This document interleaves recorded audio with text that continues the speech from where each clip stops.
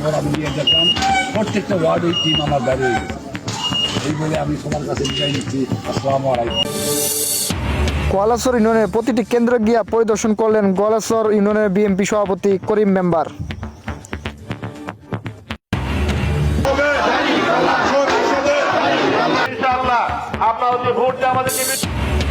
কোন মিছিল নিয়ে দাঁড়িপাল্লার নির্বাচনের প্রচার প্রচারণা জামায়াত নেতা সামিউল হক ফারুকের।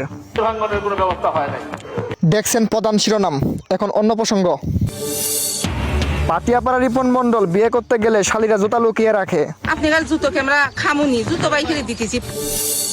থানা আর পায়খানা জুলুম না হলে যায়েন না, বললেন বুলাকিপাড়া বিখ্যাত আসাদ ভাই। নতুন বছরে গোয়ালাচর ইউনিয়নের জন্য 500 কোটি টাকা বাজেট, মহলগিরি আক্তার স্যার। ভুয়া সাংবাদিক আব্দুল আজিমকে গ্রেপ্তারের দাবি নির্দেশ দিলেন গোয়ালাচর ইউনিয়ন পরিষদ চেয়ারম্যান আব্দুর রহিম বাদশা।